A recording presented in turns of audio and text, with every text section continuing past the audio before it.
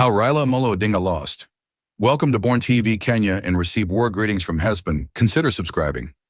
Why do you think RAILA Amolo Odinga lost his AUC chairmanship bid? African politics just threw us a major curveball. Imagine needing 33 out of 49 votes to win, and it takes 7 rounds of voting before anyone gets there. That's exactly what happened in this wild African Union Commission election.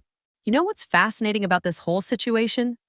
The way Dr. Mukisa Kituyi broke down why RAILA Odinga's loss wasn't really about RAILA at all. Well, that's the thing about continental politics. It's like watching a chess game where some of the pieces are still arranged according to colonial-era rules. The French-speaking nations moved as one bloc despite all those promises they made to support Odinga. That reminds me of how voting patterns in other international organizations tend to follow these historical lines. What do you make of the Southern African Development Community's role in all this? Oh man, that's where it gets really interesting. Their decision to back Madagascar's candidate completely reshuffled the deck. And here's the kicker.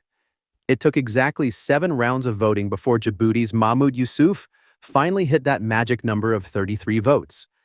The way these linguistic and cultural ties played out is pretty remarkable. Like, they're stronger than any individual candidate's qualifications.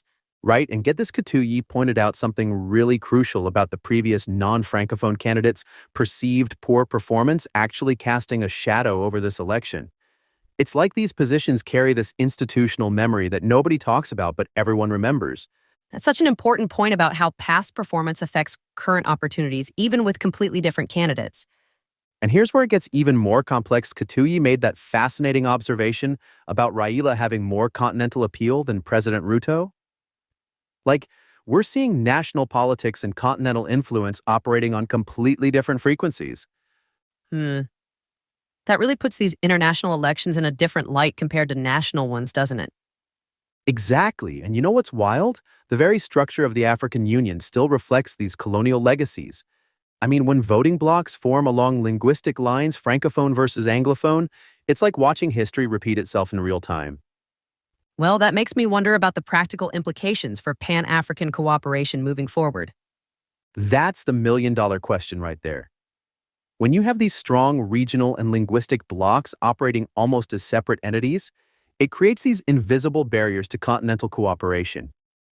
But here's what's interesting. Each election cycle brings these structural issues to the surface, forcing member states to confront them. So, you're saying these challenges might actually lead to positive reforms in how these leadership positions are filled? Well, that's certainly the hope. But look at the numbers again, needing 2/3 majority in a continent with such strong regional alliances. That's not just a high bar, that's practically designing the system for gridlock. And this is what I find most fascinating. These elections keep forcing conversations about reform and unity. That's actually a pretty optimistic way to look at what could otherwise seem like a discouraging situation. You know what it comes down to? Understanding these deeper structural dynamics is absolutely crucial for anyone hoping to affect change at the continental level. It's not just about winning votes, it's about navigating this complex web of historical and cultural landscapes that continue to shape African politics today. And maybe that's the real lesson from Odinga's campaign. Sometimes the game is decided before you even start playing. Thanks for being part of this conversation. Drop your comment in the comment section below, and don't forget to subscribe to this channel, Born TV Kenya, like and share. See you in the next one.